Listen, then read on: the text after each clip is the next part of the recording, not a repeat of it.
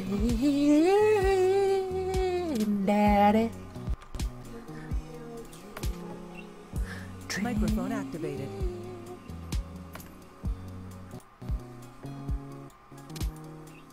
Welcome to the stream, one and all.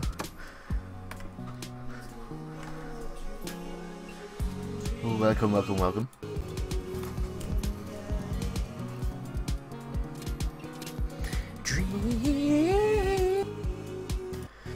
How are we all doing this fine evening? Sorry, I was just making sure the stream was actually working. It was good to make sure of that. Otherwise, I'm just here sitting talking to myself. And we don't want that, do we? Hello, Cassandra. How are you doing this fine day, my lovely?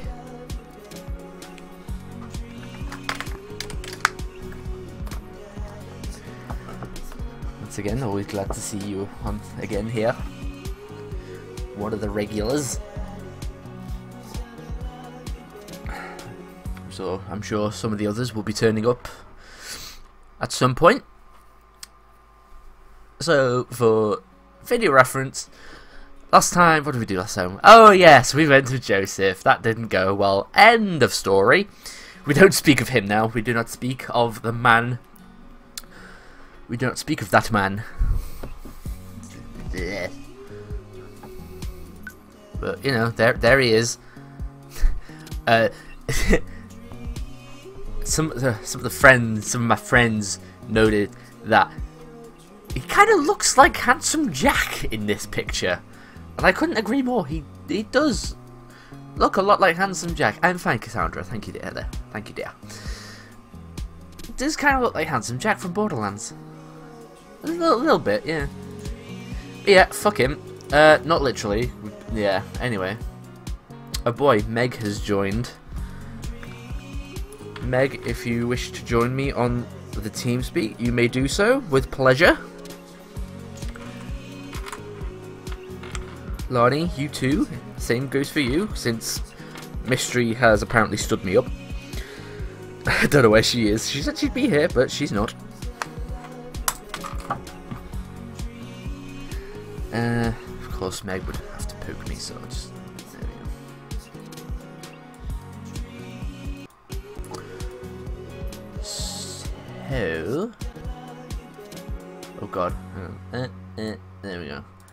Let me stop my stream on my side. There we go. Now we can just setting up my windows. Okay, there we go. Now we can see the stream chat lovely and perfectly. Good-o. Right, so let's continue. I redid all the stuffs, so this looks a little bit out of order because I've got Damien here when I should have he who shall not be named. So hopefully if I load this up, make it too busy. Okay.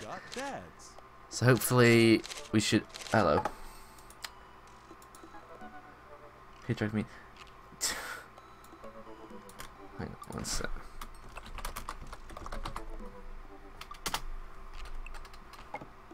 Okay, there we go. So hopefully we should have. Yep, Joseph has 2. David has 2. There's Lani. There's my company for this evening. User joined your channel. Oh, Mystery, you arrive finally. Hiya, sorry. Better late than never. Lani, you can fuck off now. Sorry, joking. Pride. Sorry, no, I'm joking. I'm joking. I was just saying that you stood me up. I'm sorry. It's fine. Let me turn it down a bit. There we go. Okay, well, I'm here now. Okay, hey. So, and Brian's got 2. Lovely, yes. So, Mystery, you know what happened last time? Do you? Maybe? No? Yes, it was with Joseph. Yeah, Joseph. Oh, yes. Stood me up the asshole. Right, so now we've got a party. Party 2. And today we decided to go with Robert. So, let's read his information. When the internet gains sentience and decides to destroy us all, you know it'll use this information against us, right? Oh, he's one of those people, I see. Oh, his name's Robert Small. Is he trying to tell me something already? Is he trying to... Okay. On Friday night, you are most likely to make a deal in an alleyway. Oh, God. Have it go badly. Who's the cop? Was it Giacomo? I trusted Giacomo. Oh, well. If you had one thing to take with you onto a desert island, what would it be? A gun. Okay. What are your turns on? What are your turn-ons? Don't talk to me. Oh, fine. Fine, we won't do Robert then. We will... No, joking. Oh, wow. Robert is best dad. Robert is best dad? Okay. I'll take your word for it, but Brian is best dad. What do you want to be when you grow up? A grifter. He's already one, isn't he? Like, he's done that, hasn't he, really? What's your favourite movie genre? Italian neo-realism. What's your ideal date? Grave robbing. That explains why he was at the graveyard! Oh shit! That explains everything! He didn't find the dog, he was there to grave rob, but we were there. Oh shit. What do you never leave home without? At least 4 knives. Robert, you gotta chill, dude! Nah, I spend a lot of time thinking of living in the fast lane. I spend a lot of time thinking about you ever really look into a rabid animal's eyes. No. Okay, so I guess we will do Robert. Let's go. At first I actually called him Bobbert. Bobbert. Call him Bob. We'll have to call him Reaper. Reaper. Reaper. What? Reaper Daddy. Oh god. Oh god, I remember when we started the playthrough, it's like, oh, Robert's taking you into his house, suddenly you're forced against the wall. I was like, whoa, chill! You're like, alright there, King. I thought we were going for coffee, this is not coffee! Wait, have you slept with him? I haven't slept with him, no. So this is gonna make these dates a little bit more awkward, really, isn't it? No, actually, makes it better. Oh, okay. If you, thing is, do you want me to just say what happens if you... No, sleep with him? don't spoil Okay. it. Also, what is Okay. your profile picture on TeamSpeak? I forgot to change it. Anyway, I'm not showing that on stream. I'll get banned. Robert was pretty nice. A little odd, but nice. And ruggedly handsome. We should hang out. I type a message out to him on Dadbook. Typing skills activate. Hey Robert, great seeing you again. Against keyboard. Oh god, you went with that one, for God's sake. Hey Robert, good seeing you again at the cookout. Wanna grab a drink? I sit there for a couple seconds, hoping he'll message me back. For reference, Mystery has the Jesus is coming banner. from Joseph's line. ... Hey, it says that he read my message. Oh, he's just gonna say it's just. Oh wow, I anxiously wait for a response. Watch cat videos. You gotta watch cat videos. I start down a rabbit hole of cat videos, and Robert quickly vanishes from my mind. I didn't realize how long I've been doing this, but by the time I watch maybe my 30th cat video, Robert pops back into my head. I jump back over to Dadbook to see if he's responded yet. Nothing. Fucking asshole. Well, I guess the guy's busy. I might as well make the best of my day. No, you've been stood up, man. I've been stood up again! Again. First by you, now Robert.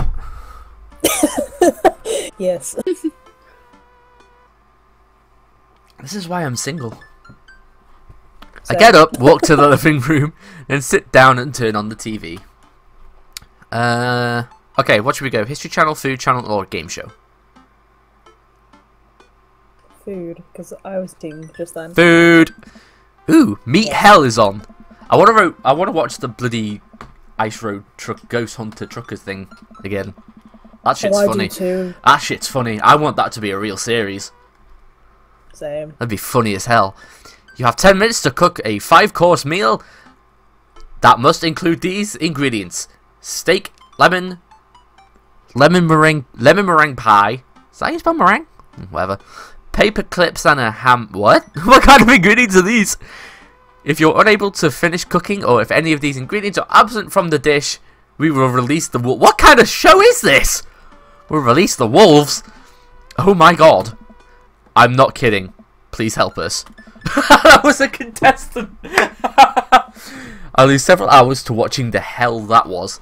Sighing, I get up and walk around the house. My stomach grumbles. Time for lunch, huh? Well, I guess it's time for the old chef daddy to cook a gourmet delicacy. Why does my guy just like have a little is in a frame and then backs off? He's like, hi, bye. I walk over to the Hi, boy. Hi, bye. I walk over to the fridge and open the door. Microwave some eggs, mustard jar, make a sandwich. I make a sandwich in its entirety while standing there. Who needs plates? The sandwich, a lost art. I admire my work for a second before I clumsily drop the entire thing on the floor. God damn it, you had one job. No! I look around and remember that Amanda's not home. This is still good. 5-second rule, right? 5-second rule. Yeah, 5-second rule. Hell I reassembled my sandwich, peeling pickles off the floor and picking them back where they belong in my mouth. Oh, they've probably got like hairs on them or something. Wait, I'm a wreck. Don't worry about it. At least it's not soggy, am I right? Soggy sandwich. Ugh. Oh no. Ugh, soggy bread. No. I fit. Timed out. Oh, there goes Lonnie. I finish my snack and walk around the house some more. Bored. When's Amanda coming home? Oh, I just remembered something. Never. She's dead. Robert got her. Robert got her. No, Joseph got her. Oh, There's damn kids. goddamn kids. It's the fucking Goddamn twins. skellies. It was the twins. Oh god. When we were packing up the old house, we found an old basketball hoop that we would hang off the door. It would really bring the living room together. I wonder where I put that. I spent a couple of minutes poking. It was up my asshole. I spent a couple. Spend a couple minutes poking around the new place until I find it. After installing it above one of the doors in the living room, I'm ready to dunk. Come on and slam! And welcome to Japan. We're not in Japan. To We're Japan? in, I don't know. We're somewhere. Where do these guys live again? Does it say? Is it California? Maple Bay. Maple Bay. Maple Bay. Cul-de-sac. That's the Maple Bay cul-de-sac. When I read that, I always want to be like cul-de-sac, because like it's all spread out and stuff. The cul-sac. Anyway, I take a leap from the free throw line and rocket that sucker down the net. And the crowd goes wild.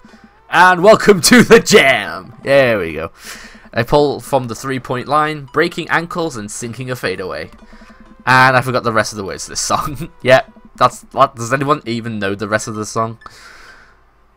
Oh, Nope. Yeah, I don't remember. No, me neither. I don't even know. I just know the first bit. No look behind the back hook shot. Everyone's on their feet. Something Space Jam. Space Jam. Space Jam. Space Jam. I managed to just barely defeat myself at horse before Amanda comes home. I think I know what horse is. Then we cooked dinner together. We're proud of ourselves for not even coming close to burning down the house. Afterward, Amanda and I dig into a carton of ice cream over an episode of Chopped Toddler Tournament. What? Chopped Toddler Tournament. What? What you have in front of you is a molecular deconstruction sweet potato with a brown sugar demi-glaze with cream fraiche, of course. This is a literal jar of baby food. The toddler immediately bursts into tears. Aww. Are we bad people for watching this? No. Yes, definitely. Just then my computer dings. Huh? What's that? Oh, you probably just got a message. Thanks, Amanda. Mine and I walk over to the computer and check Dad book. It's a message from Robert. Finally! Has he been dead? No. You up. WYD. What does that mean? What you doing? What am I doing? You're just chilling. I'm just chilling. I type back, just chilling. Amanda deletes the G and hits send. Just chilling. It'll make you look cooler. Maybe. I don't know. Doubt it. A couple moments pass by. Another message pops up. Wanna grab a drink? Hey, that means he wants to hang out. I know what that means, Amanda. But it's kind of late. Oh, is he like a heavy... He's a day sleeper. He's a vampire. Okay. Come on, Pops. Live a little. I am living. With ice cream. And traumatized toddlers. Sounds about right. Same. So, yeah. Well, it's your life, but I think you'd have a lot of fun tonight. You are trying to get to know the neighbours better, aren't you? Fine. Interaction. I type back a message to Robert asking him for details, and he tells me to meet him at Jim and Kim's. Well, don't wait up for me. I never do. God damn it, mystery. I throw on a nice jacket and run out the door. It's only a short walk to Jim and Kim's, and it's a beautiful night. Mystery's playing Dream Daddy now as well. I walk into the bar and see the usual crowd of barflies drinking beer and watching sports. I spot Robert at the back of the bar, and we wave hi as I walk over. Hey man, how's it going? Hey buddy. Ahoy there, Skipper. Robert and Mary are here. Uh-oh. I brought Mary along. Figured we needed a drinking buddy. Oh man, I was excited to get to know Robert a little better. Now I have to deal with this weird married lady making passes at me. Don't look so scared, kiddo. We're just having a drink. Yeah, speaking of which, I think it's time for the first round. What are you having? Beer, something tropical, whiskey, straight whiskey! A dad after my own heart, huh? Robert orders 3 shots of whiskey and passes them between us. Well, this wasn't how I expected my night to be going. Here's to bad decisions and relaxed moral values, fellas. What have I gotten myself into? We all knock back the shots. I almost choke on the whiskey as it burns down my throat. Holy hell, that was a kick. I look over at Robert and Mary, who seem like all pros at this. Robert grabs his jacket and throws it on. Let's get marching. What? The night's young, Chief. Come on, we're bar hopping. Oh, God. Oh, alright. Oh, dear. This is not going to end well. This is going to end in a fucking threesome. We leave the bar and start walking down the street. I still don't know this area of the town very well, so I just follow Robert. So, where are we headed? Irish I were drinking. It's an Irish pub. The fucking pun in that. God damn. A good pun is the whiskey to my heart. Mary's just like, ugh. Puns are the lowest form of human power. Try harder. Ouch. Am I going to be the butt of the joke all night? He's just going to be the butt. Jesus, Mary. Put your fangs away for a second. Wow. We walk into Irish I were drinking. The bar is pretty much the same as Jim and Kim's, except for the old-timey Irish memorabilia on the wall. Next round, what are you having? Whiskey hasn't failed me yet. Beer might be good. Do they make fruity Irish cocktails? Again, I went for beer. Again, I respect your lifestyle decisions. While I may not necessarily agree with them, still though, my question was rhetorical. Robert orders 3 more glasses of whiskey. I ordered beer! What the hell? And we post up in a garish green booth. Mary slides in and sidles up next to Robert, which makes me breathe a sigh of relief. Let's sip this one, why don't we? Suit yourself. Mary immediately downs her shot in one gulp and burps loudly. Like that. Oh, Jesus. I apologize.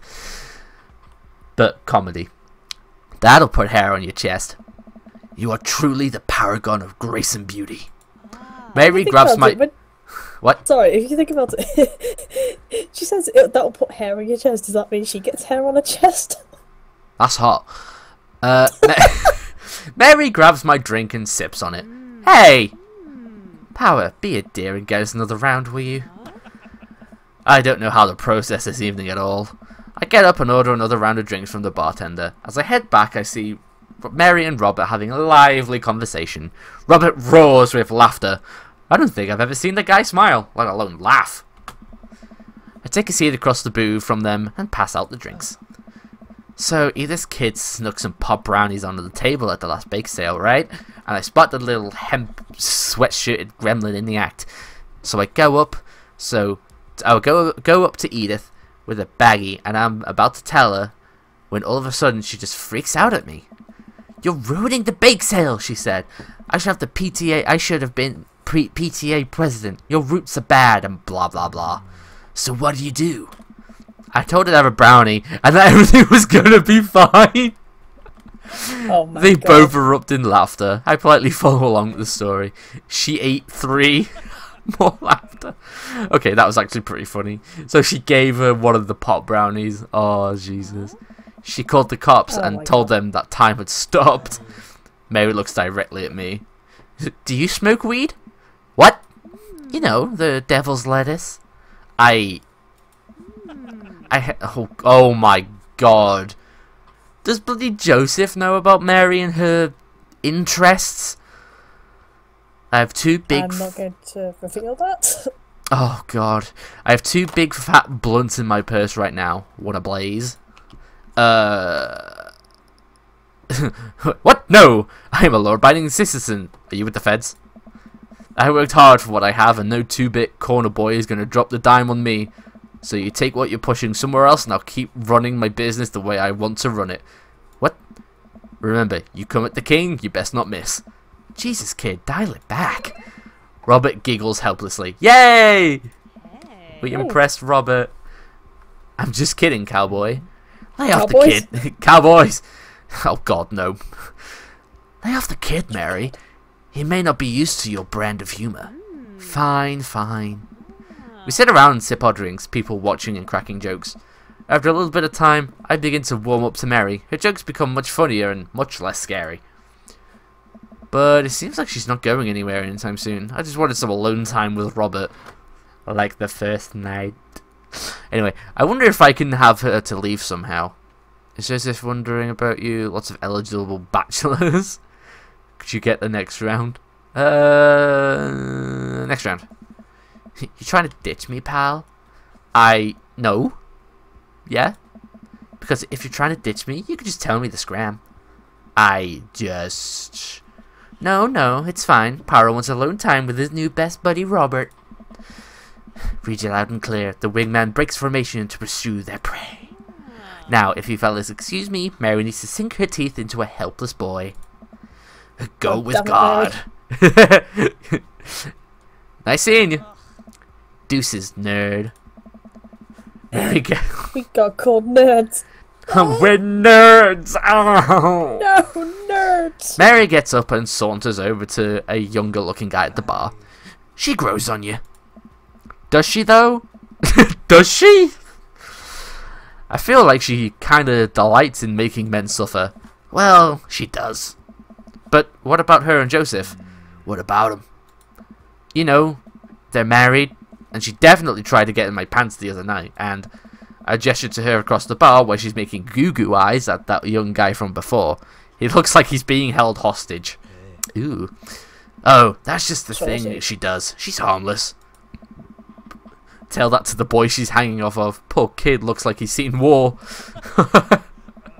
Robert lets out a hearty laugh. Hey, I got him to laugh. Oh man, you know, I pegged you for one of them straight-laced types. Oh, don't worry, I got pretty wild back in my day. Still got a little wild in you. I have a child I need to take care for. There's so much wild in me, you know it. There's so much wild. I get so wild, I've got a whole safari in here. Just really wild, all the time. Uh-huh. No, I upset him. No. Robert orders a couple more rounds of shots. I gulp. What am I getting myself into? Into some fucking... Think you can go shot for... Oh, think you can go shot for shot? There's only one way to look cool here. I grab the shot closest to me and down it. Robert looks impressed. He takes his shot and knocks it back. That's one. So... What do I even talk about? He's so cool. He probably hates small talk. So how are things? I hate small talk. Okay. Too many people, and this isn't necessarily you, but too many people think that they have to fill the dead air with noise. Personally, I think they're afraid of the silence. Or they're afraid of what the other person is going to think of the silence. You want some unsolicited advice? Just listen to be comfortable with silence. Nothing wrong with two people sitting in silence and drinking whiskey. Oh, alright. Robert and I sit in silence and drink whiskey.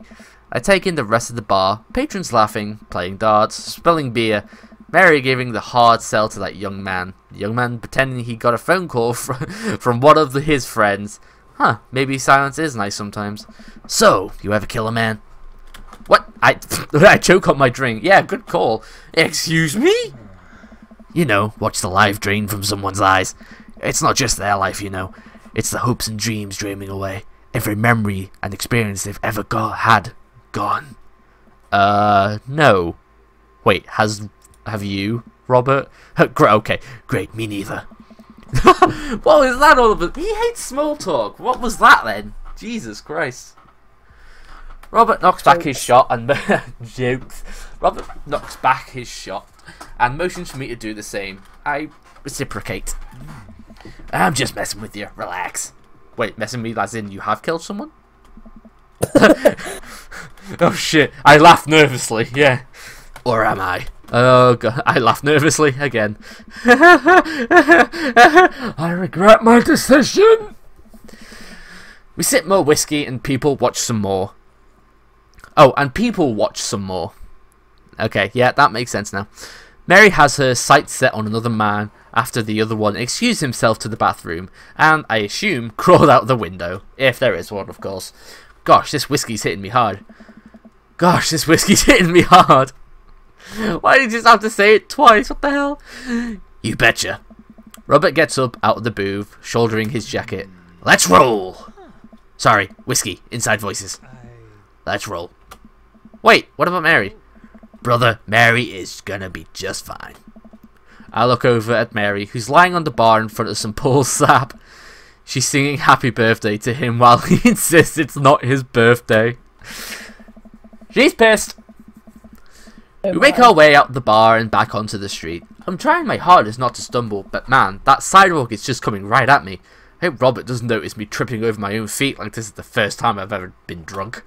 Where to? You'll see. I follow Robert through street lamp spotlights until we eventually arrive at a rundown strip mall. There's a beauty salon, a sex shop, ooh, a computer repair store that looks like it's been closed for 10 years, and finally a liquor store, of course. Wait here, I'll be right back. After a minute, Robert returns with 2 wine bottles in brown paper bags. He hands one to me. Cheers. He sits on the curb and drinks. He motions for me to do the same. This is not really where I expected the night to go. I take a sip. White Zinfandel? Zinfandel? I don't know. What? Nothing. I just wasn't expecting. It is delicious, fruity, and refreshing. Don't judge me. I start to say something. Think of his lecture about valuing silence earlier, and stop. I sip on my wine and watch cars drive by. Let's throw rocks at shit. What? Robert suddenly hurls a rock at a stop sign. The ding echoes through the empty parking lot. That felt good. He presses a stone into my free hand. Now you try. I don't know. With feeling. I took the rock. I look at the rock in my hand and look at the stop sign. Back at the rock. Back at the stop sign. Now back to me. I know what has to be done. I got a problem with authority. I'm sorry. This one's for you, Pappy. I have unresolved resentment towards my father, and I'm going to express it through property damage. I hurl the rock at the sign. It sails over the stop sign, right into the window of a parked car, leaving a crack. Ah, damn. Hi, Bodie. How's it going? Dude, run! I leap up and dart into the... Run! Cheese it! I leap up and... The poppers are after us. Leg it. Missed the other life. Oh, it's fine. You can watch it after this one. I leap up and dart into the nearest alley, wine in hand. I can hear Robert's footsteps behind me. That was very bad footsteps. Also, don't mix drinks, kids. Don't mix your alcohol. I'm just warning you here. Stay in drugs. Don't do school. Don't stay in school and do drugs. Also, we mean the exact opposite, YouTube. Just saying. Thank you. Okay, there we go. We're sorted. I've cleared this. I have a very good relationship with YouTube. I'm joking. After I'm sure I'm far enough away from the cracked window that I am no longer culpable for this heinous crime, I stop to catch my breath. Let me move my mouse real quick. There we go. Maybe we strike rock throwing from the to-do list. Agreed. Suddenly, my stomach growls. Oh man, I'm starving. Let's get pizza. I can't argue with that. Where's good around here? Actually, I don't even care if it's good. It just needs to be edible and in my mouth in the next 5 minutes. I know just the place. I follow Robert through a maze of alleys and side streets until we eventually end up in front of a tiny hole-in-the-wall pizza joint. The bright red neon sign says, Pete's Pizza. Let's try saying that 5 times. Pete's Pizza. Ta-da! Pizza. Pizza. God, that's so confusing. It is, isn't it?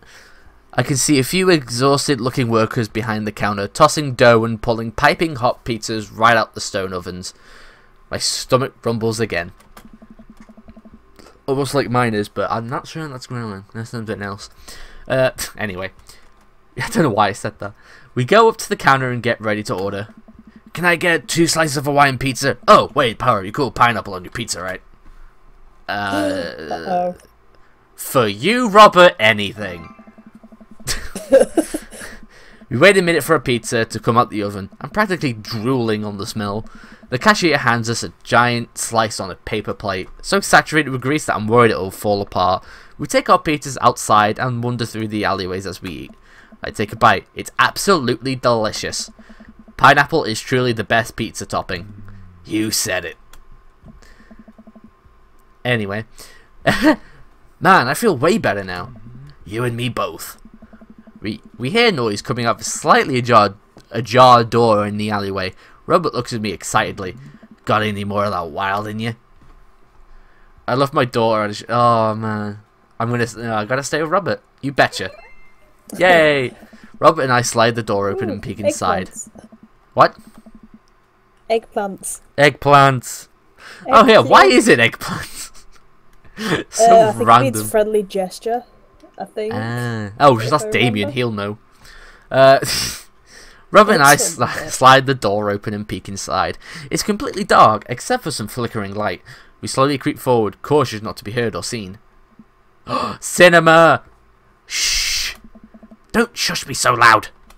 Shh! We come to the end of the hallway and find ourselves standing in front of a movie screen. Oh, this suddenly makes sense. Did we really just sneak into a movie theater like a couple of teenagers? No talking during the movie. We look into the audience and surprised to find that it's almost completely empty. Save a row for a few teenagers in the front. They look annoyed when they see us. Robert starts making his way to the very back of the theater. I follow him. We settle in with our wines and try to make sense of this movie. It's a romantic comedy, I think. A young man is frantically trying to get through New York to find the woman he's finally realised he's in love with. Oh, one of these ones. Oh god, what a cliche. Cliche. Bound to be better than the Emoji Movie, am I right? Kiss already! There's nobody to kiss yet. You want him to kiss the taxi driver? Hell yeah! That's so gay. The kids down the way notice us heckling. One of them speaks up. Hey man, keep it down! Oh damn, that's Ernest Hemingway, Hugo's kid. Ernest! Hey Ernest! I know you! It's me, your neighbour! Hi! Ernest turns back around, embarrassed. I turn back to Robert. Oh. He kiss anyone yet? It turns out that yes, he did kiss someone. He made his way out to the tiny island in New York to profess his love for a woman for some reason he knew would be there. She tells him that they hit the jackpot. He said that they had, but I think there was some subtext I'm missing here. Boo! Love is dead! Shut up! Shut up! It's beautiful! No, you shut up! Ernest grumbles. The credits start to roll. I stand up. Robert immediately pulls me back down. Hundreds of people worked very hard to make this film, and you're gonna sit there and appreciate them. Okay. Is he? I think he's drunk. Look at that, Elizabeth Shelton. She worked really hard. I bet she did lots of good wardrobe design. Thank you, Elizabeth Shelton, for this beautiful film-going experience. And Peter Anders, catering, fed a bunch of people so they could have the energy to do their jobs. What a guy! We'll let the credits roll while Robert individually thanks every member of the crew while it's finally over, and he makes sure no animals were harmed in the making of this film. We leave the movie theater. We stumble into the theatre parking lot, polishing off the rest of our wine. Hey, assholes! Out of nowhere, a rock flies through the air and hits me on the knee. My knee! What the hell? Ernest and his friends stand in the alleyway, blocking our exit. Oh, what do you guys want? Why'd you go throw a rock at my knee? This is my good knee. My orthopedist is going to be pissed. Ernest tosses another rock up and down his hand. What's wrong with this kid? You ruined my theatre-going experience. Now you have to pay. Oh, well, I don't know. I don't have any cash on me right now, and, like, movies got really expensive. Ernest hooks another rock at my other knee. I'm able to jump out the way, but I didn't probably stretch before physical activity, and I'm probably going to feel super sore in the morning. Hang on. How do you feel like super sore after jumping once out the way? Hey man, is he that old? It's really hard exercise. It's hard. It's so hard. We ruined it for you? That movie was pretty crappy in the first place. Hey, you take that back. That was a beautiful love story with genuine acting. You call that good acting? What classicist mainstream slop have you been served your entire life? What? Have you ever seen any Michael Powell? A Matter of Life and Death? 1946? Easily the toughest 5 minutes of love you'll ever witness. Listen, man. No, you listen. That popcorn ass drivel was the mass media is showing down your throat will only make you dumber and sadder. You, of all people, should strive for a higher standard in the audio you consume. Your name is Ernest Hemingway, for Christ's sakes. Oh, now you've done it. Ernest rushes Robert, screaming like a banshee. Ah! Filthy Nori! Ah! I dive between Ernest and Robert, trying to stop the kid. He lunges forward, kicking me as hard as he can in the knee. Fuck my knee! Robert gets in between Ernest and myself. It's as if he's seeing red. Fuck, my fucking knee hurts. Alright, buddy. Talk like a punk, get hit like a punk. Robert squares up in a boxer's stance. Queensberry rules. 3-minute rounds with 1 minute rest in between. No low blows, fish hooks, J-jabs, or high blows. What? And don't even think about pulling an illegal turnstile. That's an automatic deduction of 3 points. You'll have... He's going, how dare you?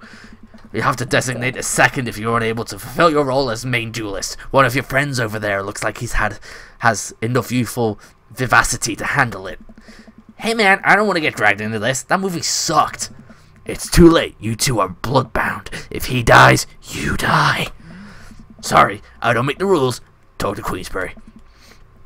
We're just gonna go. Ernest and his friend warily back away. Robert calls after them. The Queensberry Association will hear about this and consume better content. Once the teens are safely out of earshot, Robert turns to me. Were you about to actually fight that kid? Are you kidding me? I would never hit a child. That would be despicable. You throw the rules at him though. They always bolt. Nobody wants a Queensberry sanctioned throwdown. But full disclosure, I made half of that up. Wow. See, you don't even have to know that. Yeah, I know. He's an actor, I suppose. See, you don't even have to know the rules. You just make them up. Come on, let's get out of here. God, my throat is going to be dead at the end of this guy. Might have to go for a normal voice at some point if I start, you know, like, Aah! Come on. Just go to like an old man voice. Come on, let's get out of here. Robert and I cool down a bit as we walk back to the neighborhood. I'm so sorry. I get really into the art of filmmaking when I drink. It's okay. I think it's cool how much you like movies. To be honest, I don't know a whole lot about them myself. Buddy, I got so much to show you. You ever seen Sam Fuller? I haven't. No, I haven't. Fuller is cash. Oh, thanks for defending my honor. Thanks for dinner and a movie. Thanks for the adventure. Adventure is all I got, buddy. Yay! Hearts. Woo. Robert throws an arm around my shoulder, and we drunkenly belt out tunes all the way back. We finally get to his doorstep. This was an interesting night. I liked it. A smile forms on his cheeks. A rare sight. Let's hang out again soon, yeah? Yeah, definitely. I linger there for a second, swaying drunkenly in the night breeze. Robert claps me on the shoulder. Night, bud.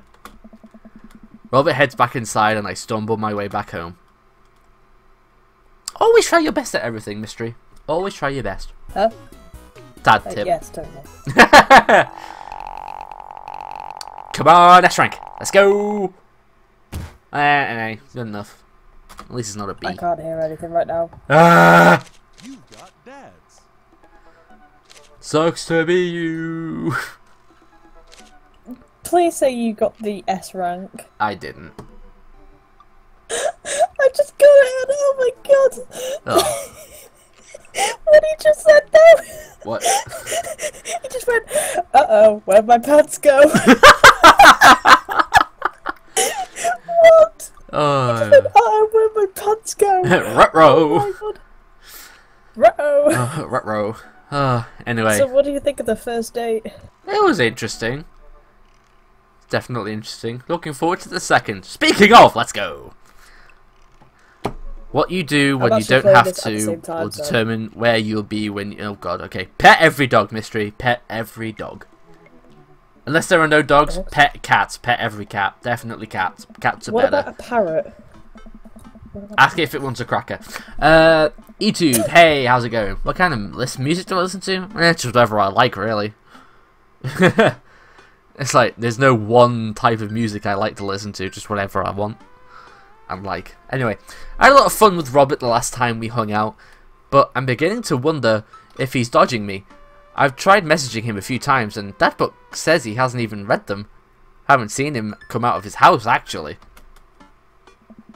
I decided to send him one last message, figuring that this will produce the same result. Hey man, don't know where you've been, but we should grab a drink soon. I walk away from the computer, but because at this point I know he's not messaging me back anytime soon. Oh, Amanda! Where's the comedy relief? Double tisk. I linger in the kitchen. I'm all caught up on work. The house is relatively clean. Maybe I should do something nice for Amanda. I'll bake her favourite pie. Is it pie flavoured? Pie flavour? Pie flavour! Anyway, Pie flavour? I root through the pantry and pull out the ingredients. This is an old family recipe that I used to make with my grandmother when I was a kid. I lost the actual recipe card a long time ago, but I think I'll be able to remember how to bake it. I start mixing the ingredients together for the crust until I get a nice dough. I throw some cherries into a saucepan to make the filling. Normally, I don't like to multitask in the kitchen, but this cherry pie is a piece of cake. Pie? It's a piece of pie. I'm making a pie. Ah man, I can never remember what temperature you're supposed to set the oven at. I'm pretty sure it's 375 degrees. Yeah, but I could be wrong. Who am I kidding? I'm never wrong when it comes to this pie. A special twist on my grandma's recipe includes a secret ingredient that not even Amanda knows about. It really makes the cherries extra flavorful. God, why can't I remember what the secret ingredient is? More cherries, salt, almond extract. Almond extract? Oh, it's almost extract. Duh. Oops, I accidentally poured a little too much in. Way too much in. I'm sure it's fine. Baking is an art, and some of the most beautiful art is made from mistakes. I finally get the pie in the oven. How long was I supposed to leave it in there? 50 minutes? I'll just wing it. Amanda's going to be so excited. That kid loves a good pie. I have a seat at the kitchen table and do word jumbles until Amanda comes home. I can hear the door slam open. Yo, Pops! What smells like pie in here? Sorry, I farted.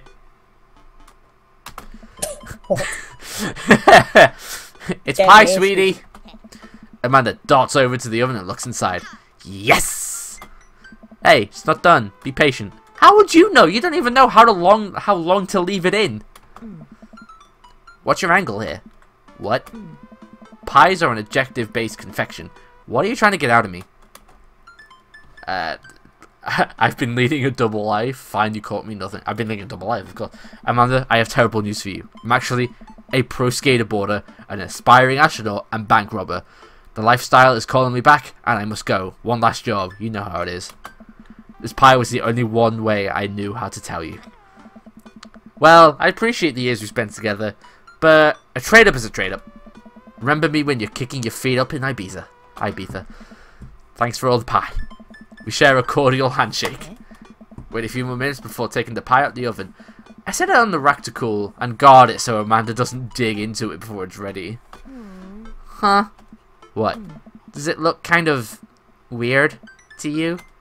Oh, that's just me taking artistic license on what cherry pie means to me emotionally. I'm just saying this because, you know, it seems like you might have baked this pie incorrectly. And you're currently, right now, trying to pass it off as a good thing. It's art, sweetie. Was it art when you accidentally baked a whole uncracked egg into the center of my 12th birthday cake? How do you manage that? Just a whole... That is true skill, and that is true art. That takes skill. Indeed. A whole egg in a cake. That's amazing. Well, was it art when you tried to make brownies and accidentally created chlorine gas? Oh my god. That's some skill. Well, that's a bit of an exaggeration. Was it art when you just eat the pie, panda? I cut a few slices and we sit down to eat. The cherry filling oozes out the sides and the buttery crust glistens. Oh man, this is making me hungry. So? I watch as Amanda takes a bite. Ugh. What's wrong? Is it not good? Oh, no. Amanda winces and fans her mouth. No, it's just burned the heck out of the roof of my mouth. This pie is amazing. Sorry for doubting you. I breathe a sigh of relief and take a bite. She's right, the pie is pretty incredible. As it always is. Oh yeah. I'm really proud of you for making a pie without burning the new house down. I got a few dad tricks up my dad's sleeve. Maybe fathers aren't as bumbling and stupid as the media make us out to be. Maybe we as a society should have it. Oh god, damn it, I skipped that. Dad, your sleeve is on fire. I've run to the sink and put myself out. Pride will be my undoing. I skipped a bit of text, Miss Brie. Well done. You could have let me read it out for you. I would have read it out. Nah, sorry. I could go back to the... No, I can't be asked. Amanda and I clean up the kitchen and play a little more living room hoops before she retreats to her room to do homework. I go back to my word jumble. Hey, this one spells cat. What kind of jumbles is he doing? Children's. Easy. Yeah, clearly. He's doing the children's one. The rest of the evening trickles by. We eat dinner. I help Amanda with one of her scholarship applications, and we both start getting ready for bed. I decide to check Dad book one last time before I climb into bed. Still nothing from Robert. Huh, hope he's okay. I turn out the lights and lie down. There's a surprise. Hey, power. Hey, power. Hey, I'm outside. Come outside. What is that? I was just on the verge of falling asleep. I climb out of bed and try to identify the source of the dinging. My computer screen illuminates the dark room. I need a drink. God damn, his voice is killing me.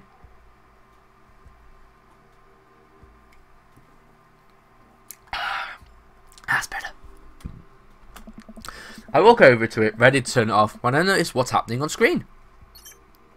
Don't make me honk. I will honk. Get out here. I look out my window. Sure enough, there's Robert leaning up against his pickup truck in my driveway. I open my door to try to figure out what's going on. Hey. Hey? Wanna hang? I was kinda sleeping. That's no fun. Come hang out. I would argue that sleeping is very fun, but I don't have to be anywhere in the morning. Might as well live a little. Sure. Cool. You plan on going out like that? I look down and realize that I am, in fact, not wearing pants. Oh my god. I mean, I don't mind. Right, 1 second. That's gay. That's so gay. I run inside and I run inside and throw on my going out pants, shoes, and a jacket, which coincidentally looks exactly the same as the outfit I'm currently wearing, and always wear in this game. I grab my keys and meet Robert back outside. I will read that one day. Never mind, I can't word today. Ready? Ready. Hop in. I jump into the passenger side of his old red pickup truck. I have to move a few empty cigarette packets and gas station receipts out the way before I can sit. Robert silently starts the car and we drive out the cul-de-sac. You like Tom Waits? God, what? Is there an earthquake going on? Holy shit. Yeah, I thought that for a minute. What the fuck? Hoist that rag, baby. Yay, eggplants. I look. Before I can answer, Robert turns up the radio. Yep, that's Tom Waits, alright. He lights a cigarette and cracks the window. We drive together in silence. So, where are we going? Robert doesn't respond. Robert? Oh, I heard you. He still doesn't answer my question. I look out. Oh god, the music changed. I look out the window and notice that Robert's taking us to the highway. I twiddle my thumbs. Well, whatever I've gotten myself into, it looks like I'm in for the night. I settle into my seat and watch streetlights pass by. I glance over to Robert, who's driving intently. He looks tired, as he always does, but there's something a bit more there that I can't place. Are you okay? Just peachy. Stop looking so nervous. I'm not nervous. I'm a little nervous. God damn it. Just hang on, we're almost there. Almost where? I have no idea where we are. I think we're moving at a slight incline, but I'm not so sure. We eventually come to a stop. Robert gets out the car, and I sit for a second, unsure if he wants me to get out too. What are you waiting for? I hastily exit the car. Robert sits on the bed of his truck and pats the space next to him. Pat, pat. Pat, pat. Oh wow, this is a nice view. You see the bay, the church, probably the cul-de-sac.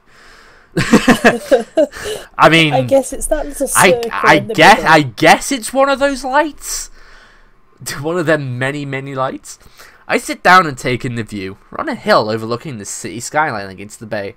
The cool night air rustles some trees near us as lights blink in the distance. Off to the side I can see an entrance to a dense forest. Man, it's all so gorgeous. This is where I come to masturbate.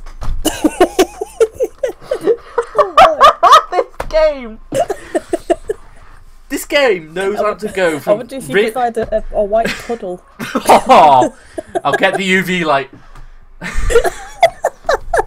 And then you just turn it on and the whole hill just lights up. It's like there's like footprints as well. It's all over his jacket, his pants, his shirt. It's even all over you now. Somehow, but this game knows how to go. This game knows how to go from a serious conversation to this. Just play This screenshot right here is the pinnacle of gaming today. I love it. I love it. 10 out of 10. What? I'm kidding. What's wrong with you? This is my little spot where I come to master. Think. I swear it's not a place to It's not like that. It's not like that. It's nice. You can see the whole city from up here. Really gives you some perspective. We enjoyed that way too much. Robert reaches behind him and pulls something out from under his jacket. It's his no. It glints in the moonlight. I'm done. I'm stopping. Serious mode. Go. It glints in the moonlight, and I suddenly. Oh shit! It glints in the moonlight, and I suddenly realise what it is. Oh shit! It's a knife. Oh! Please don't stab me. It's shaped like a penis. Robert reaches into his pocket and pulls out a piece of wood. Please don't stab me with that either. Robert takes a knife and to the piece of wood and stops carving it. while also masturbate. No. I need He to starts winging stop. it. He starts winging it.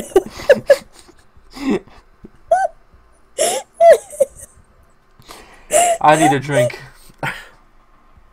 I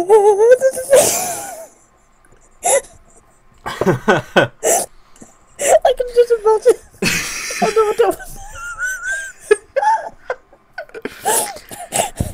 I don't want to imagine that. Right, chill. Breathe. Oh, I breathe a very audible sigh of relief as Robert looks at me sideways. Do you think I was going to stab you just now? What? No. Hate to break it to you, but I did, in fact, bring you out here to harvest your organs. I knew it. Play along. Gotta play along. Yeah, well, you think you caught me in your trap, but I knew. For years, I've been putting the most vile junk food in my body in preparation for this day. Come at me, friend, and reap what you will. 2 steps ahead of you at all time. That's how I operate. Ha! Nothing gets past you, huh? Robert reaches into his pocket and pulls out a folding knife that he opens and hands to me. I'm going to warn you, the last guy I had a knife fight with lost 3 fingers because he didn't know the 8 basic rules of knife fighting. You're familiar, correct? I honestly can't tell when you're kidding. I'm so many levels of irony deep that I've forgotten what humor is. He and I laugh. Oh wow. Have you ever whittled before? Considering I'm not a grandpa, no. What do you mean by that? Well, I just thought that you'd have wood. Well, I just thought that you would have a block of wood shipped to you along with your first social security check. Power, I'll have you know that whittling is a time-honored tradition enjoyed by both young and old alike. That you're dismissing it before you even tried it speaks volumes to your character. However, because I've gotten to know you for some time, and I've come to think of us as friends, I'm willing to attribute it to ignorance instead of malice. What I'm trying to say is, go get that stick. We're making penises. Woo! Woo! Robert motions to a good-looking stick on the ground. Perfect for potential whittling. I pick it up. The most important thing to remember while whittling is to cut with the grain, not against it. If you cut against the grain, the wood is going to splinter. It isn't the most important thing safety? No. Getting hurt comes with the territory. Look at my damn hands. I look at his damn hands. They're closed with and covered with little white scars. They are very nice hands. You can't make a stick omelette without breaking a few hand eggs. Hand eggs? What? Ah! While I'm distracted, the knife slices into my thumb. Blood gushes all over my little wooden carving. Damien suddenly appears from out of nowhere in bat form. Wee, hello! Hello! Hello! I sense some blood! Hiss. Let me kiss you better! Just one option. Robert is lost in carving and doesn't notice me bleeding everywhere. Ah, it's a bloody fountain. Ah! Robert still doesn't notice. Robert, I'm dying. I'm bleeding to death. Robert finally looks over. He reaches into his jacket again. Jesus, how much stuff does this guy keep in there? And pulls out a red bandana. He wraps it around my thumb. Is he like Mary Poppins and the jacket is the carpet bag? If you think about it, he's got the same colour scheme as Mary Poppins. I don't think Mary Poppins was black. No, I meant in the clothes-wise. Oh, right. Oh, maybe. Clothes-wise. Okay, yeah, okay. I see what you mean now. Yeah, okay, fair. Hold tight. He hops off the truck. I can hear him rummaging around his car. He comes back a moment later with a well-stocked first aid kit. Robert carefully... Do you think the reason why he has a well-stocked first aid kit is because of where he comes to masturbate? What? Where he comes to masturbate. Oh. When he whittles his wood, do you mean? Yes, he does his wood with his knife, but accidentally misses a few times. Oh god, I'm dropping things. Robert carefully wipes all the blood off my hand and swipes a bit of an antiseptic into the cut with surprising gentleness. He places a bit of gauze on the wound and wraps it all up.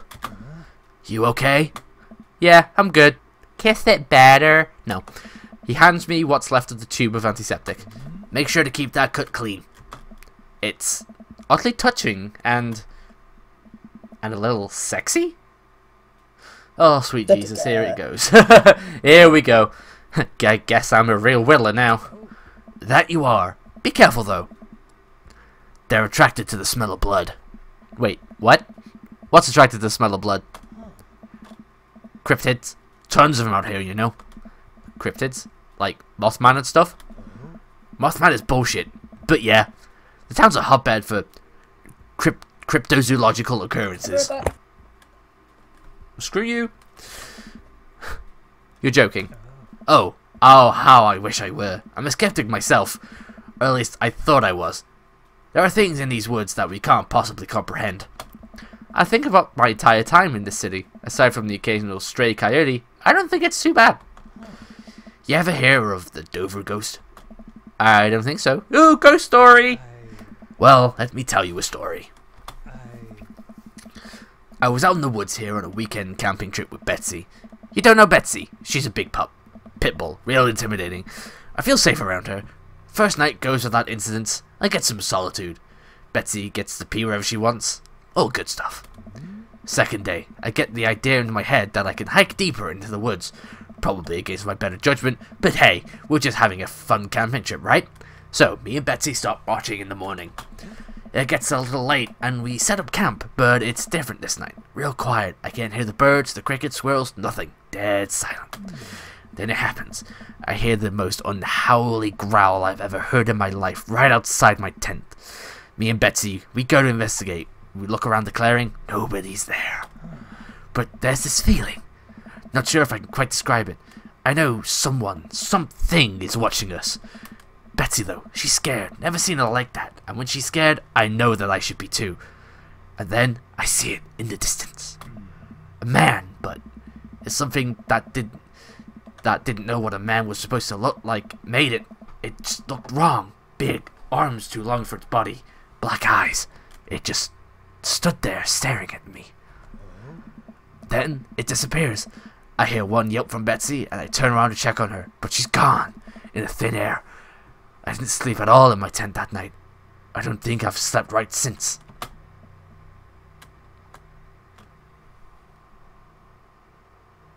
You're lying. Okay, you're full of shit. You think I'm lying? Robert pulls out his wallet and shows me a picture of a beautiful pit bull. Tell that to Betsy. They say that if you listen closely on quiet nights just like tonight, you can hear the howl of the Dover ghost. A howl resonates through the woods. It doesn't sound like a regular howl. It's so guttural. Even from far away, something like that makes my skin crawl. Okay, Robert, real funny. I turn to look at Robert. He's white as a sheet. You're messing with me, right? I was messing with you up until literally just now. I totally made that camping story up. I strain my eyes to scan the forest line, trying to see where the howl originated from. Off in the distance, I see something.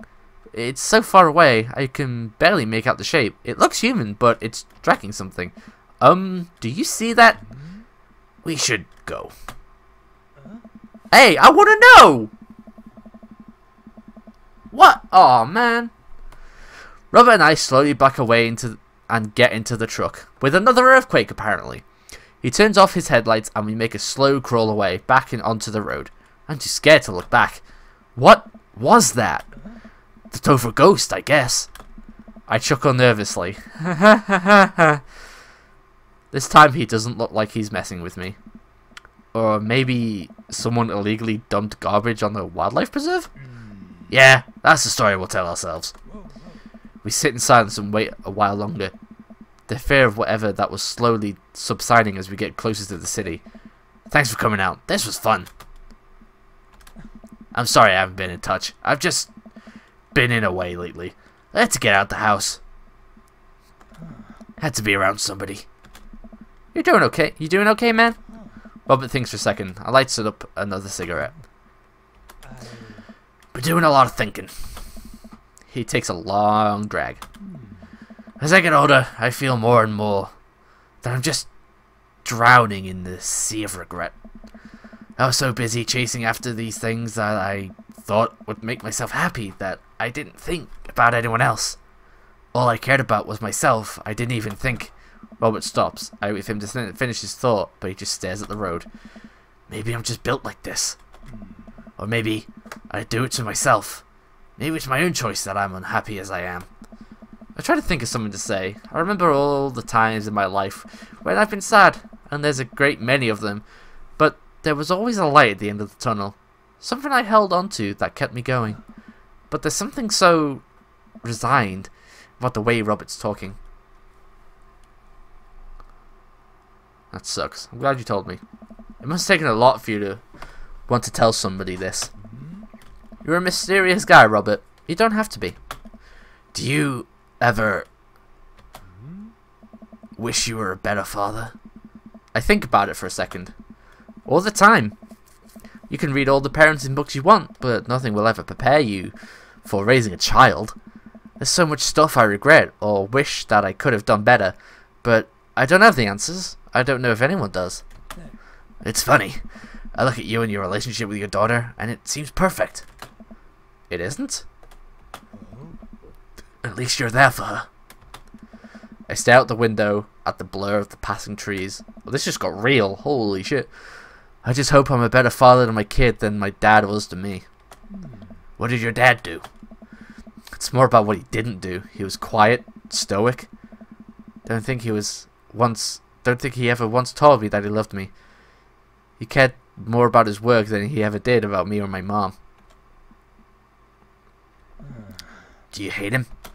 No, I used to, but after I became a parent, I just kind of feel bad for him. He missed out on my whole childhood. When I think about it, all the happiest moments in my life, they were all with Amanda and Alex. He just wasn't there. It hurt like hell when I had to leave him to die in that Belarusian prison. What?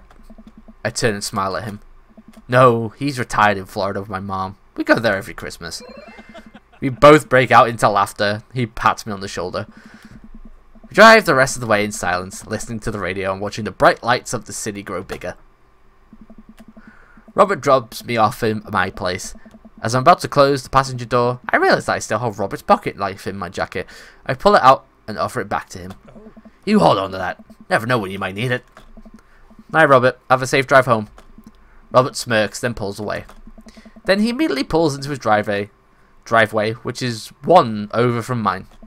He gets out and waves. Jesus. So he's like next door, I guess. I tiptoe into the house, careful not to wake Amanda up. Whoa, where'd you come from? I look around and spot Amanda coming out from the kitchen with a glass of water. I thought you were sleeping. Oh, Robert woke me up to go cryptid hunting.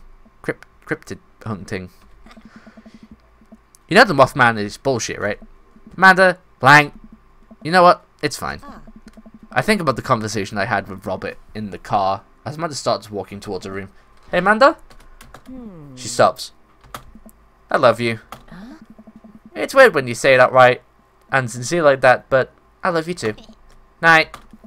I took it to myself, then finally decided to go to bed. Oh boy.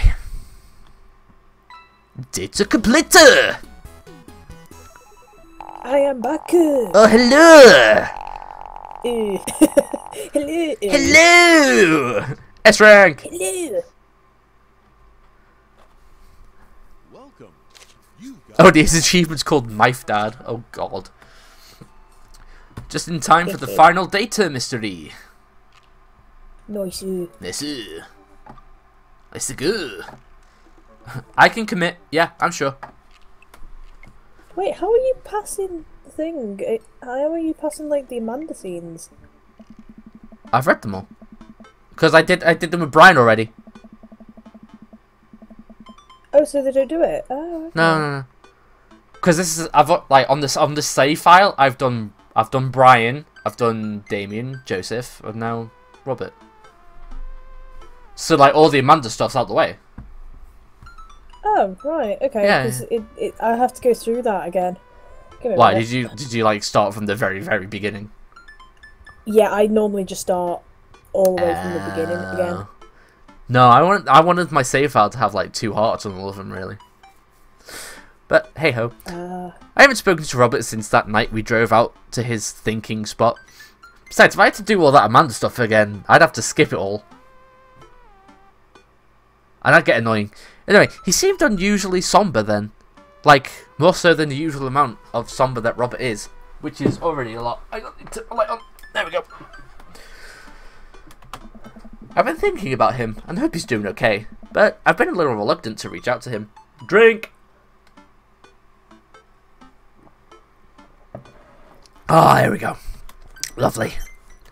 Power! Hey, Power! Guess who's getting their drink on tonight?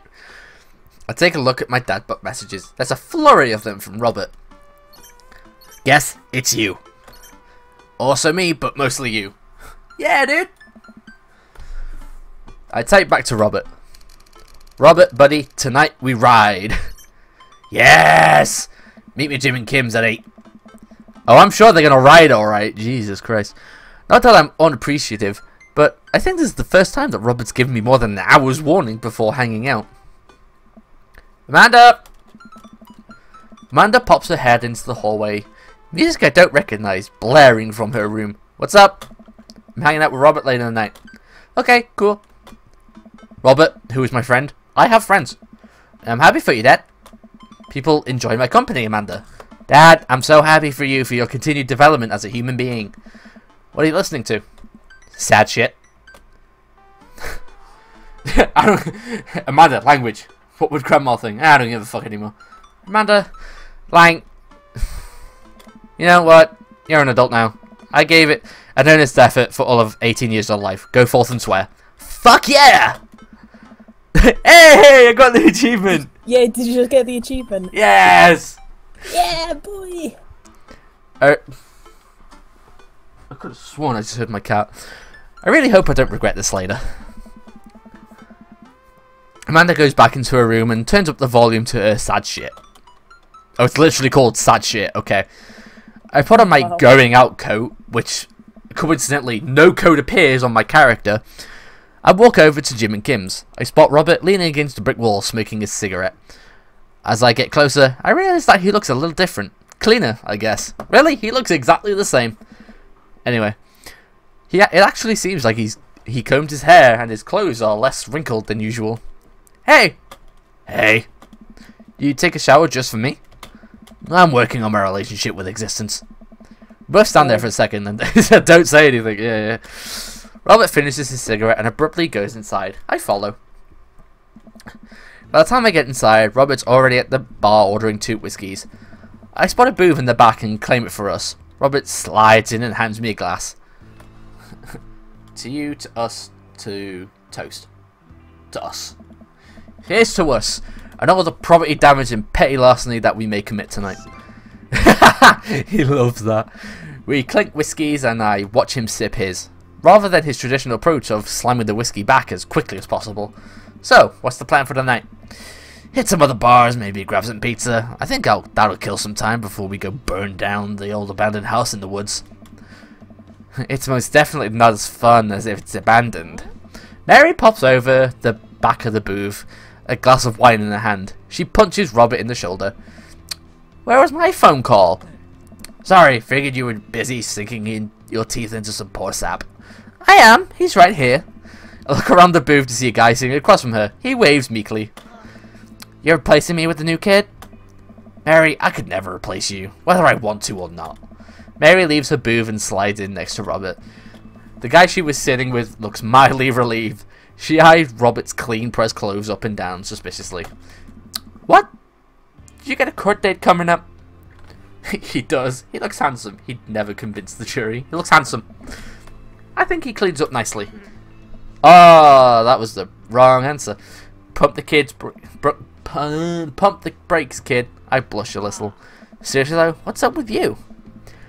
Robert stares down at his drink, suddenly looking serious. It's Pappy. Doctor says it's corrosis of the liver. I told that old bag of bones to quit it with the sauce, but it's all he's ever known, especially since Ma's gone. That's why I invited you out tonight. Just didn't want to be alone. Oh, come on. Power, don't be an asshole. You know, the one thing Robert doesn't joke around about is his Pappy. Whoops. They're giving him 2 months. I gotta help him straighten out his affairs. Robert, I'm so sorry.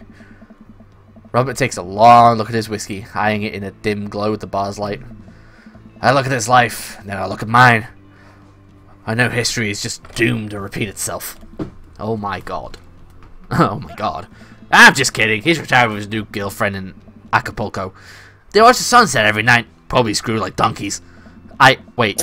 Aren't Roberts the ones who screw a lot? Oh, sorry. Didn't realize you were an expert on which animals screw a lot. Fuck you, Robert. You fucking asshole. Please stop saying the word screw. Robert finishes his drink and slides it away from him. He gets up out of the booth. Me and Power are going to hit the bricks. You coming with?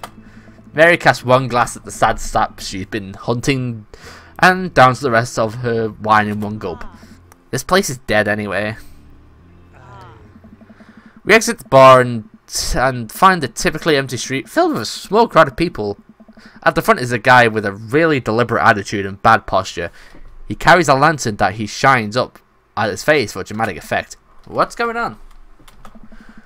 Looks like it's one of them walking ghost tours. They do it in this part of town all the time. I've always wanted to do one of those. You know, all the stories are fake, right? Pretty much all my stories are fake. This is research. Robert makes a beeline toward the back of the group. He turns around when he notices that I'm not following him. Come on! We can't just crash it, can we? Don't be such a square, Power. Just act like you belong. Robert sidles up to the other group. I reluctantly fall into step behind him. Well, here goes nothing. Oh, it's Tour Master Quinn! Hey! Hey! I was in this place in Disco Master Quinn. DJ Quinn before. Was it DJ? Or was it Dan? Yeah, it was the DJ. Yeah, DJ Quinn. Anyway,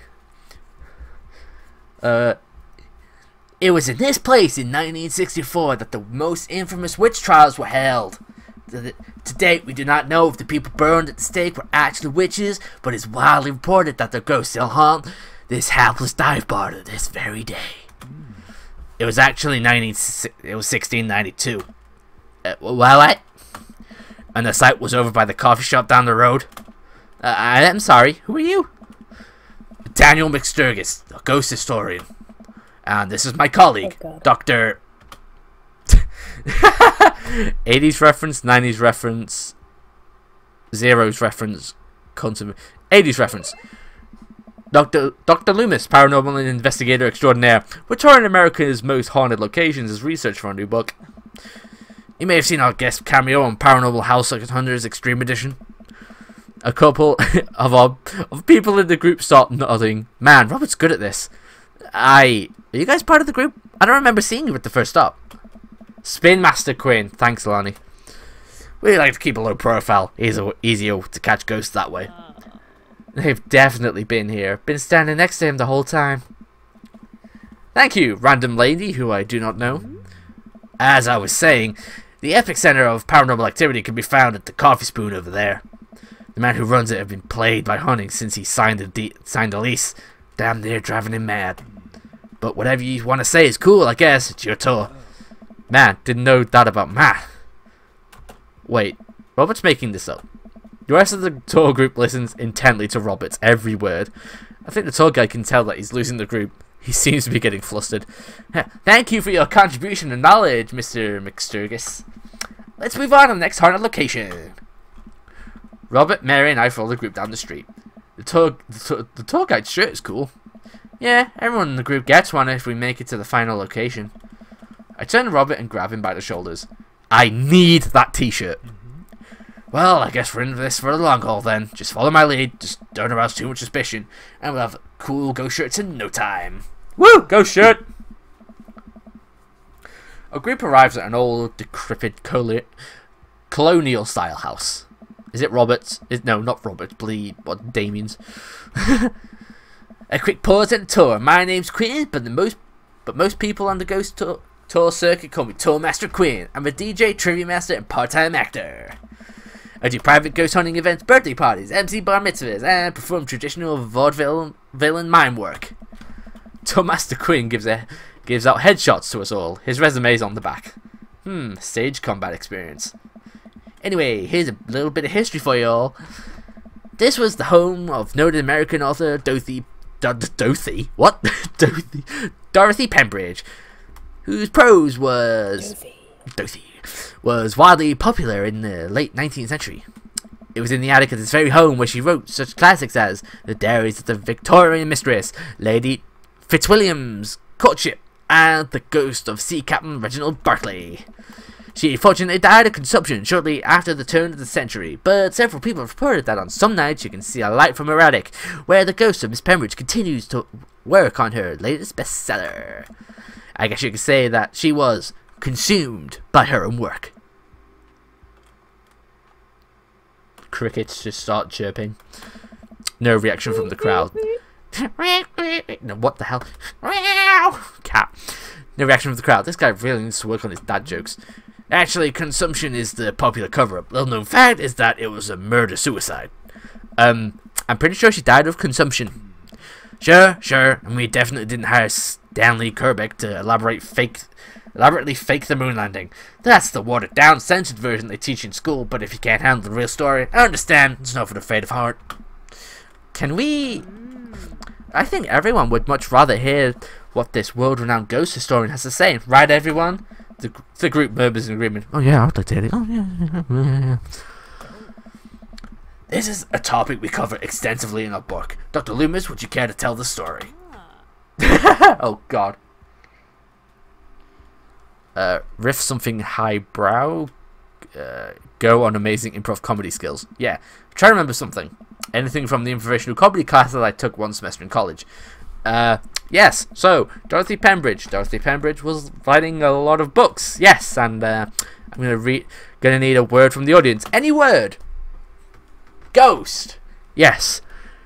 And ghost. Ghost and... I look over to Robert. I think this is the part where he's supposed to come and tap me on the shoulder and jump into the scene, but he's just staring at me. Fuck you, Robert! Everyone is staring at me. And... Scene. Thank you very much, everyone. Damn it. Robert looks completely disgusted. Mary gives me a thumbs down. But I got in good with Tourmaster Quinn, so there's that. Yay. The tour guide sees this as an opportunity to take back the group and address us with some razzle-dazzle. Haha, what an interesting story. Now, I just want everyone to know that the next location is extremely terrifying. If everyone thinks they can't handle it, feel free to excuse yourself. Alright, I'm bored. Mary turns to a young guy looking at his phone and taps him on the shoulder. Hey kid, fancy buying a gal a drink? The guy looks up at her and smiles. Only if the bar is haunted. Honey, I can show you the most haunted place in town. I think I could exercise your demons if that's what you're looking for. Don't write checks your dick can't cash, kid. Oh, Mary. Oh. His eyes go wide. Mary salutes me and Robert. She suddenly pulls me into a hug and murmurs into my ears. When you've known Robert for as long as I have, you know when something's wrong. Keep an eye on him for me tonight, okay? Sure, Mary. Good man. Mary pats me on the back and pulls away. She takes the guy's hand and leads him down the street. Take it sleazy, fellas. God help that poor soul. Mary or the kid? Both. Our last stop, the burial ground is such a hotbed of horrifying paranormal activity that I'm not even sure where to begin. There's the wailing ghost of the Wharf Man, the vampire of Maple Bay. Are you on about Damien? Okay. The children of the moonlight. What about the Dover ghost? By this point, the tour guide is clearly irritated with us. What about it? Oh, nothing. I just think it would be a crime to not come all the way out the cemetery, the actual origin of one of New England's most notorious paranormal entities, and not even mention the infamous Dover ghost. That's not a real thing. That is absolutely not a real thing. I think someone needs to brush up on their paranormal history. Bodhi, back. Good job. How am I? I'm good, my friend. I know tons of paranormal history. I know every ghost story in this area. I can guarantee there's one you don't know. Robert looks over at me and smiles. Would you folks care to hear the tale of how Loomis and I met? No. The entire group shushes the tour guide. Okay, fine, tell the story. Well, it was a dark and stormy night. Oh, that cliche. I wasn't always a paranormal investigator. Way back when, I was just a Bible salesman, traveling grifter, carnival bar, traveling grifter. Hey, he likes that. Moving from town to town, always looking for my next mark. It wasn't actually Indy's life, but I had fun. Taking from the rich, giving to the poor. Actually, also taking from the poor. I had a shaky moral foundation. I happened upon the quiet town of Maple Bay, quite by accident, but little did I know that this city has a dark side. Now, about the same time... Hey, May, how's it going? Now, about the same time, I was just starting out as an apprentice to a rather famous ghost hunter, who was an old family friend of mine. I carried the equipment, operated the EVP machine, all that. Wait, yes? Who was the famous ghost hunter? Well, I don't like to name drop, but Georgia Mathers. The tall group gasps. Georgia Mathers? She's a legend. You know her? No, you are. Amazing woman. Died mysteriously. Miss you, Georgie. Oh, my throat. God damn. I can't wait until this story's over. But I don't want it to be either. Anyway, we were in Maple Bay investigating some reports of strange lights and sounds coming from the cemetery late at night. Now, we have been warned by this old crypt keeper that this place was highly dangerous, but Georgia was never one to shy away from an adventure. We camped out in the center of the cemetery for 3 nights straight. We enjoyed your so-called wailing watchman. Wailing ghost of the wharf man. Whatever, your stupid vampire was just a teenager in a mask, but the Dover ghost? Man, tell him, Loomis. So, there I was, just walking back to my hotel after a long day of selling Bibles, walking on short cons. Like, why would they say something different? That's clearly, like, goes with the other one. Classic pigeon drop scam. Putting up feelers for a rip deal. I was going to steal a baby. Probably would have made me rich. I found myself walking past the cemetery. Now, I was a very superstitious man, but something seemed off. I could hear some sort of commotion happening deep within the graveyard, and I felt compelled to investigate. And thank God you did.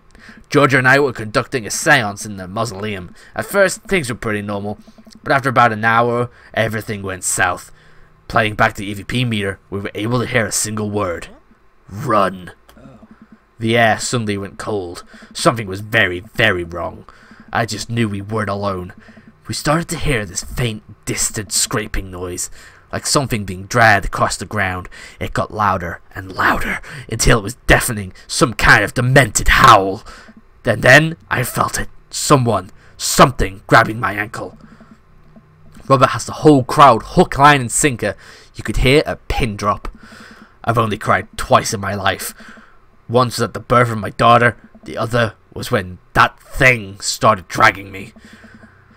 I wasn't sure where it was taking me, but I knew it was no place I wanted to go. I was sure I was going to die. The moment I crossed the gate into the cemetery, I heard this god-awful screeching. I ran into the mausoleum just in time to see a man being pulled across the floor by God to this day. The mere thought of it ties my stomach into knots. It looked like a man, but like... I glanced at Robert. Like someone who didn't know what a man was supposed to look like. Tried to put one together. The arms were too long. Its eyes glowed red. It was like a walking shadow. What did I do? What any good person would do. I lunged for... Shoot, what was his fake name again? Oh shit. Was it Davis? Mystery! What is his name again? It's Daniel. Is it Daniel? Okay, thank you. Yeah. Daniel. I grabbed his hand and entered into a tug of war with the unholiest of forces. I thought I was going to be torn in half. But I had God on my side. The pocket Bible I always kept on me fell out my shirt pocket, and to this day I can remember what passage it opened up to. Austin 316! Oh my god. Can I say that, please? Oh, I'm saying it. Robert stifles a laugh behind his hand. With a horrifying growl, the entity finally relented. Daniel and I collapsed onto the ground. Exhausted, we were both covered in blood. That damn creature clawed at my chest. Got me real good. Had to get 16 stitches. Robert pulls down the collar of his shirt to reveal a long, wicked scar across his pecs. Ooh, sexy. And that's how I got this scar. I followed Georgia Mathers to the end of the earth. We faced exorcisms, demons, poltergeists that threw our equipment around the room. But I had never seen Georgia so scared. She was never the same after that, and neither was I. Watching what happened to Daniel and Georgia shook my faith, but I came out of that experience a better man and a better friend. And we've been brothers ever since. The tour group gives us a round of applause as Daniel, Robert and I share an emotional hug. As he embraces me, I can smell the cologne on his neck. Wow, Robert really does clean up good. I find myself lingering a little too long on the hug. Thank you, thank you. It's an honor to be able to share our story. Be sure to watch out for a book. Paranormal Excursions of the Supernatural Ice Road Ghost Truckers. I saw a demon. The shocking true story of seeing a demon. The Bro's Guide to the Hottest Ghosts. Oh god. No, I'm going to go with the second one. Robert has to suppress a laugh at that one. Alright, even I can see the holes in that story. Please leave. Way to go, Power. Robert sulks away from the group tour and I follow him at a respectable distance. We almost had him. Almost. I think you might have overdone it in some portions of the story. God damn it. Yeah. We arrive in front of Robert's house. Well, see you later. Robert hastily walks up the steps of his home, and after giving me a courtesy nod, he disappears into his house. Oh, because I said Austin 316. God damn it. He disappears into his house. No, actually. No? I think it's because when you got the second bit wrong, you know, with the house bit. Because now I've split it because I got the t-shirts. Oh, So what? Oh, man. Yeah. Oh, well. He disappears into his house without looking back. Shit. Oh, man. That means we don't get to fuck. Oh, well. I got a C! Wow! Rip. Ouch. I'm still doing mine, actually. Okay, should I go back and do it? Yeah, do it. Yeah, okay.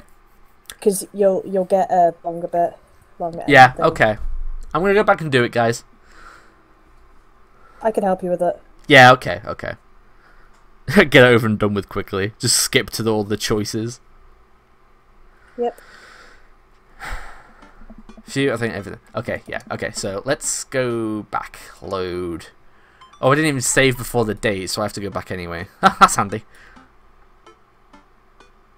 Oh no, so we have to do it all again. Lovely. God's Well, I sake. can do it with you, don't worry, I've got the same. Okay. I'll do it after. God damn it. Keep forgetting to save after the second date. Fine. Where's the speed up thing? Oh well. They don't have one, sadly. What? Lame. So to us, I wanna get the good ending. Come on. I need a good ending after Joseph. All right. Just gonna be spamming the spacebar. He does. Yes. Okay. Good. There we go. Just use your left and right button on your mouse. It's quicker. That's what I do. Oh yeah. Da, da, da, da, da, da. So, what reference do I need? Is it 80s, right? Yes, it is the 80s. 80s, okay. Not the Loomis. Oh yeah, that's what I went with before. Okay. On a location, blah blah blah. This won't take too long. But when you've got somebody who's got Okay. like 20 hours on this. I have 20 hours? No, I have 20 Oh, hours. you have on 20 this, hours. Like, yeah, I've got 20 hours. Okay, on so what I this go? Riff something highbrow, go with something I know. What do I go with here? game. Go with something I know. Okay, there we go. Okay, so now you just go as normal, right? Oh, I should have read that. Oh well, sorry. Nah, blah blah blah blah. Right. Yeah, now you're just gonna skip it. Bloody Robert's voice is like. Should be able to just do this all the same, right? Pardon? I should just be able to do this all the same, like, you know, like Yes. Austin you should be able 316. to. Okay. Oh, no, I chose, which one was it? Hang on, let me have a look. So even showing this. Oh, No! I clicked I the wrong can't button. say Austin 316. Oh wait, I could just start from the. Oh, okay. Okay, I could just start from the graveyard. Why didn't I just do that in the first place? Oh, because I fucked up at the house, didn't It I? actually helps out a lot more.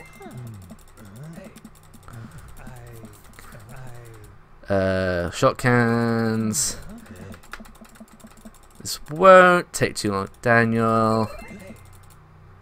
Okay. Oh, which one have I got to say then? Because there's no For which?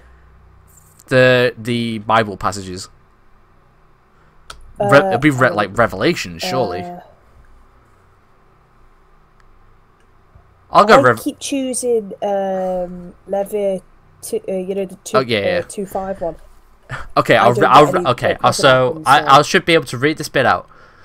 And if thy oblation be a meat offering, bacon in the pan, it shall be of fine flour and leaven mingled with oil. What? Not exactly relevant, but true. I have no idea where Robert pulled out that verse from. The horrifying growl, they finally relented. Daniel and I collapsed on the ground exhausted. We were both covered in blood. That damn creature colored my chest. Yeah. And so I got the star. Scar? God damn. Oh, he bought it, I think. Be sure to watch out for a book. Robert has to suppress a laugh. Well, I think you both definitely earned your t-shirts. Yeah, t-shirts!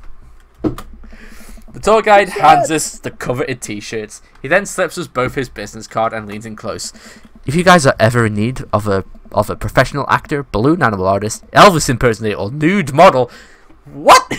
Who wants you as a nude model? God damn! Please don't hesitate to contact me. You got it, buddy. After a couple of tourists take selfies with us, we split away from the group and walk home. Okay, we should definitely have the good ending now. That was incredible. I really can't believe they bought all of that. I didn't know you had it in you. Excuse me, Dr. Loomis. That bit about the public Bible was aces. Although giving the Dover ghost glowing red eyes was a little cliche. And the Kubrick conspiracy theory wasn't. All part of the character. Well, we got the shirts out of it. What do the shirts look like? We never get to fucking see them. We arrive in the front of Robert's house. Want to have a drink? You trying to poison me? Nah, I'm good. Is that even a question? Robert, how long have you known me for? Do you really think I would turn down the opportunity to share a fine alcoholic beverage with my treasured friend and accomplice, Mr. Robert Bobbert Smalls? If you ever call me Bobbert again, I will kick you right in the shins. Both of them. Then you could expect an angry phone call from my orthopedist in the morning. Bobbert. Robert just laughs and starts unlocking his door. My shins live to die another day. Yeah, boy. Robert leads me inside. I can't help but think about what Mary said to me. Robert did seem a little bit off, but that completely disappeared when we were joking around with the ghost tour. I don't know. He's hard to read. While I'm thinking, I hear claws skittering across the floor. Oh god, it's his pit bull. I'm about to be torn to shreds. I shut my eyes tight and brace for impact. Betsy, hey, be nice. I don't feel anything but tiny paws scratching at my shoes. I open my eyes. Betsy? Oh, she's adorable. Robert's jug jumps away from me, running around in circles and sniffing Robert's legs. He pats her on the head. Hey, that's not a pit bull. This is the cutest, dumbest Boston Terrier I've ever seen. Betsy, you're not a pit bull? And you weren't taken by the Dover ghost? Betsy's made of tougher stuff than I am, ain't you, girl? Betsy rolls over with some well-deserved belly rubs, while I take a sip of my drink because my voice is fucking hurting again. Belly rubs! I just keep a picture of a live pit bull in my wallet in case of emergencies. Comedic emergencies. Good call. We make our way to Robert's living room. For a quiet man with arguably the oldest pickup truck that can be legally driven, his place is amazing. 2 hours late? Well, you're kind of nearing the end, Lovecore, so rewind. There are sleek, modern appliances throughout the room with a big flat-screen TV mounted on the wall. He has shelves upon shelves of DVDs. Guess he wasn't lying about really into cinema. He pours us both glasses of whiskey from a well-stocked bar in the corner, while Betsy curls up on a pile of cushions. So, how'd you really get that scar? And don't tell me you got it fishing for Alaskan king crabs in the Bering Sea or something. You trained me too well. Robert laughs and takes sips of his drink. My daughter and I were riding bikes. I hit a rock, flew over the handlebars, and then we went to the hospital. That's it. Not a very interesting story. I've never heard about you talk about your daughter. Well, I have one. That's her. He points to a picture on the wall of a very serious little girl with dark eyes. Yep, that's definitely Robert's daughter. How old is she? 25, 26, not too sure. Does she live around here? No, Val lives back home in Brooklyn. Oh, he's a Brooklyn man, okay. Works at some new media online magazine thing. Makes buckets, though. He suddenly seems very serious. I probably shouldn't press him about it. You like Santana? Yes? Great. Robert puts on Santana and then takes a seat on the couch next to me. He suddenly downs his drink in one gulp. Hey, are you alright? Robert leans in and kisses me. Oh, jeez, wow, that escalated quickly. Whoa.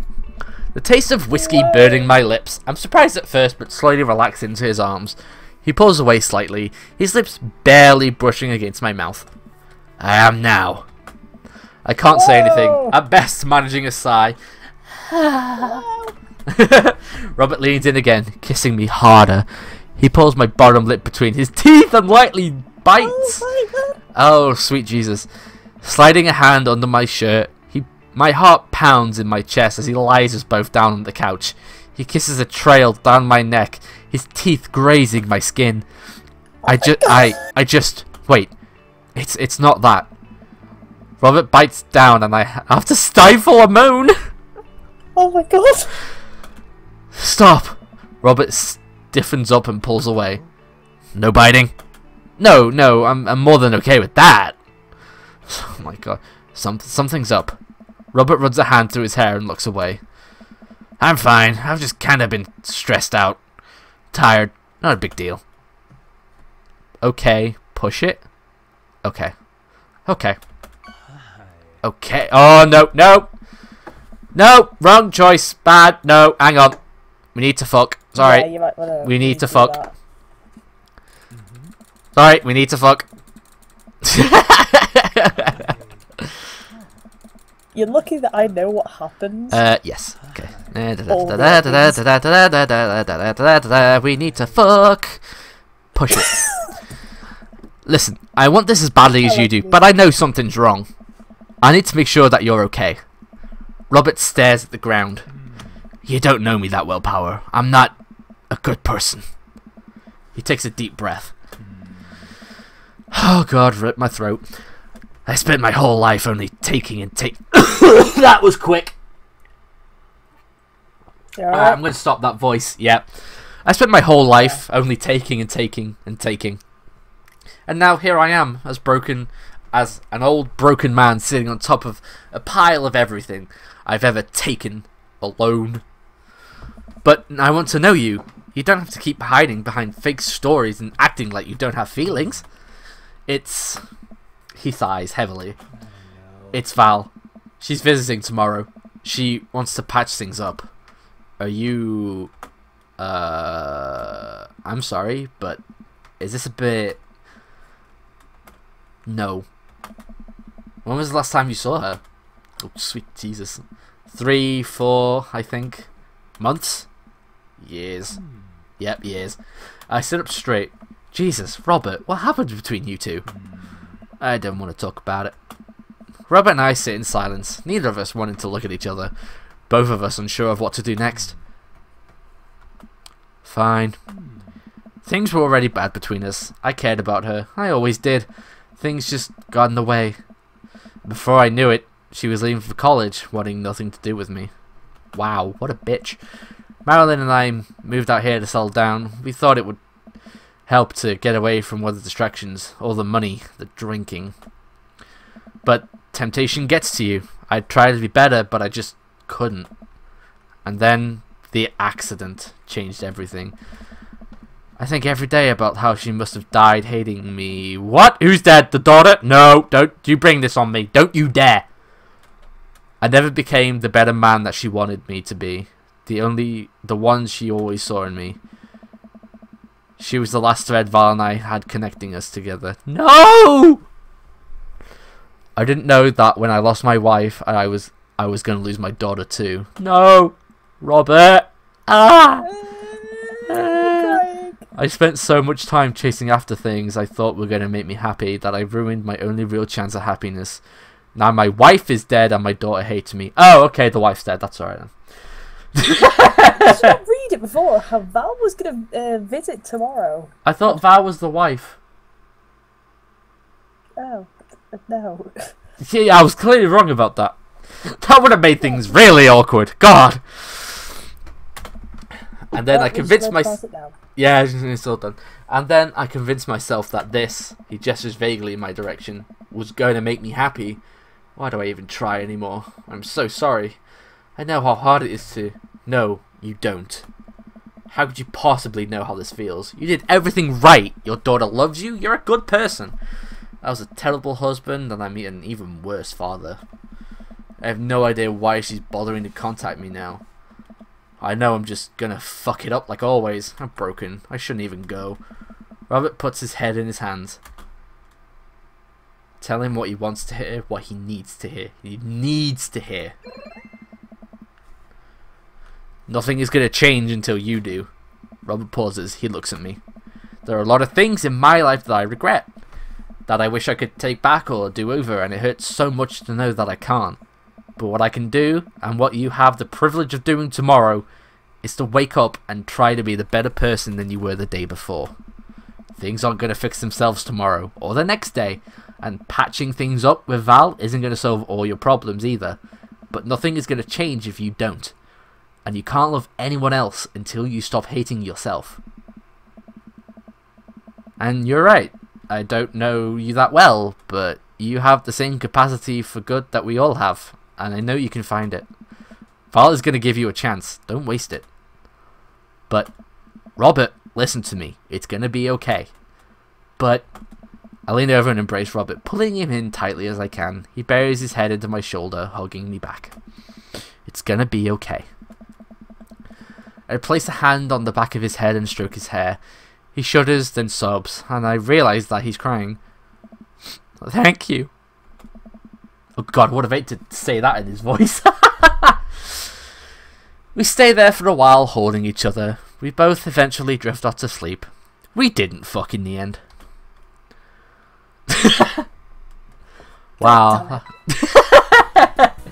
Gotta throw a bit of comedy in there, Mystery. Make things better. Can we just not like masturbate in his masturbation zone? You know? Quick to the hill! God damn it. You can save bookmarks directly to your desktop. Did you know that mystery?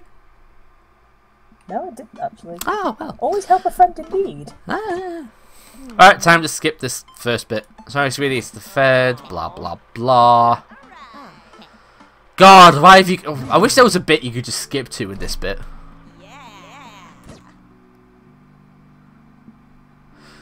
I walk over to Mary's having a lovely conversation with Amanda. Oh, lively. I'm assuming this is going to be different? I don't know. Let's find out. Yes, it is. Oh, it is? Okay. Listen, kid, you're going to need some real-life skills out there if you're going to make it out on the streets. I'm going to college. Same thing. Look, I know you're not old enough to drink, right? And I know you're smart enough not to drink until you're of legal age. Uh-huh. But hypothetically, if you were to drink, it'd behoove you to drink a glass of water between rounds. Got it. Hypothetically. And if you wake up with a headache, all you gotta do is take a jar of pickles and drink the pickle juice. You're gonna be fine. Aww. What's going on here? Girl talk. Mary turns back to Amanda. Now let me tell you about how to deal with a bad roommate. First thing to know, you get straight A's if they die during the semester. Mary! Relax, it's a myth. Supposedly. Against my better judgment, I leave them be. I don't... Oh, is this Val? Yep. Oh, shit! Hi, I don't think we've met. Oh, we've met years ago. And I'm here for my revenge. Wait, what? You're Robert's kid, aren't you? Spot on. I guess that makes you power, huh? Yeah, it's nice to meet you. I'm glad Robert brought you along. He promised me there'd be free food, so it's kind of hard to pass up. And, look, I don't know you, but can I get real with you for a sec? My old man's a real close book, you know? Me and him, we got a long way to go. You don't erase decades of neglect in a week, but you sure can get tired of staying angry about it. That kind of bitterness, it poisons you. I think I'm too young for that. Anyway, lately he's been better, a lot better. And between him shaving for once and how much he talks to you, I get the feeling you have something to do with it. So, thanks. Robert means a lot to me. I'm glad he's getting better. Just keep an eye on him while I'm not around, okay? Or else. What? I'm kidding. Or am I? Definitely his kid. I don't know why I'm like this. I think it runs in the family. Yeah. Amanda trots up to the conversation. Hey, Amanda. Hey, I love your necklace. And your hair. And just, geez, your whole vibe is cool. Thanks. I like your jacket. My girlfriend collects pins too. She's a lesbian. She's a lesbian. She's a lesbian. Hallelujah. She's a lesbian. She's a lesbian. Celebration. Oh, this is my daughter Amanda. Amanda, this is Robert's daughter Val.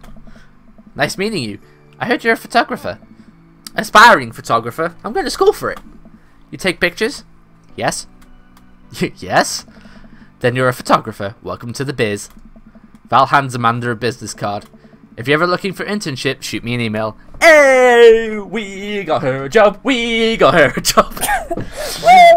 Stop slamming on the desk again. We got her a job. We got her a job. Anyway, I need to go make friends with that woman over... What? We're just gonna make, like, every time, like, something cool happens, we're just gonna do that now. We are gonna fuck. We are gonna fuck. Anyway, I need to go make... Anyway, I need to make friends with that woman over there who's dual-wielding wine glasses. Catch you later. Val walks away. She's so cool. She gave me her business card. She touched my hand. Congrats. You just networked for the first time. I'm a regular business lady now. Quarterly projection, stock market, synergy. While you're making a fortune as a businesswoman, I gotta keep this party going. Catch you around, Pops. Power! Brian! Yeah, shut up, Brian. I suppose everything else is the same now. Yeah. Yeah. Joseph, fuck you, Joseph. Hi, Hugo, how's it going? Pew pew! Matt, Damien, there we go. As party winds down a second, sit on our back porch. The sun is, oh, this is, okay, this is the picture, okay. There's a finish like to the Amanda bit, and then there's a tiny bit left after that. Yeah, I know. That's how it always is. Friends, the cherry tree. Is it cherry tree? No, sakura tree. Pink leaf tree. We have pink leaf trees. No, okay. I take a seat next to Robert as the last guests make their way out the party. Hey. Robert gestures vaguely to the snack table. Good stuff. Come on, really? Good stuff. Yep. So, I had a chance to talk to Val. She physically threatened you? Yeah, that's my girl. She said you've been doing better. Trying to work on devices. I also showered today. That is so me. That is so me. We sit in silence. What? He's just like, that's so me. That's so me. I've done it throughout all these streams. It's like, oh wow, that's so me. We sit in silence for a moment. You know, every day for me is a battle against my own self-destruction habits. But lately, it's gotten a little easier. Thanks for talking some sense into me. It's hard to get things through my thick skull sometimes, but what you said that night has actually helped. I'm glad. Like you, Power. I like you, Power. I like you a lot. I haven't felt this way about someone in a long time. I lean in and kiss him for a moment before he pulls away. He takes my hand in his. You're special to me. But I have some stuff I need to work on. Emotionally. Before I can get into anything romantic with you. You deserve better than who I am right now. I need to be on my own for a bit. Figure something out. Oh, of course. Well, at least it's not fucking Joseph where he's like, ha, fuck you, my wife is better, see ya! My wife has 2 holes, see ya!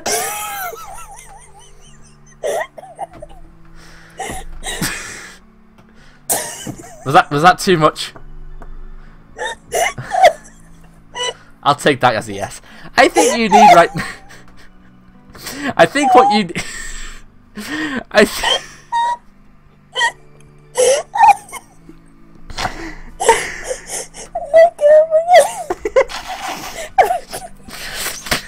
I think what you need right now is a friend, and I'm very happy to be that for you.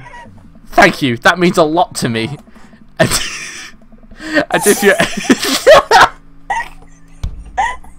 I'm not inviting you again. I'm not inviting you again. And if you're ever ready for more than that, you know where to find me. Let's hunt ghosts sometime. I would love that.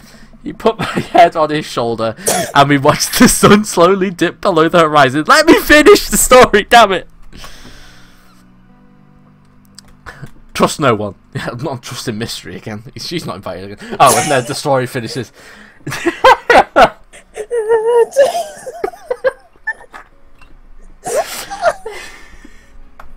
I broke Mystery. Hashtag never trust Mystery.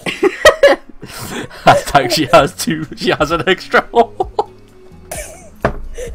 Oh my God. Where's my quote guy? I'm crying. Alright, don't die on me now. God.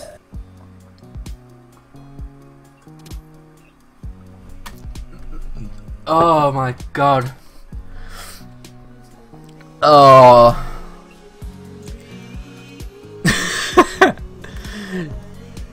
Oh, Jesus. If I do like a best of video, that's the start. What? Just laughing. Or the end, either one. Please. There's Damien. Way! Oh look, he's got a whittle thing. Oh, sweet Jesus. I don't know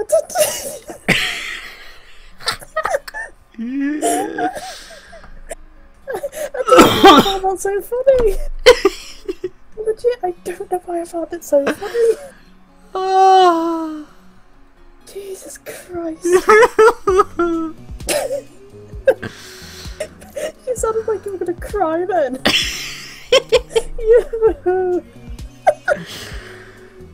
Oh, we're both broke. Who should I do? Who did I say I was gonna do next time? Matt. I said I was gonna do Matt next time. Oh God. Yeah, I'm gonna do Lucio next time. Can I please join that one? I want to do. I'm not inviting you again. But yeah, you can join. Yay! I have As long as you 20 don't hours like in this game. stand me up or anything again. You'll be surprised. Well, next stream will be in 2 days, so Monday. Yeah, that makes sense. Yep. Yeah, okay, Monday. Yep. This Monday, same time, same place. And Mystery, anything to say to the gorgeous viewers? No good! Suck vagina. Mick Hanzo is best. Oh, that's better. There you go. That's better. Alright. See you guys next time. See ya.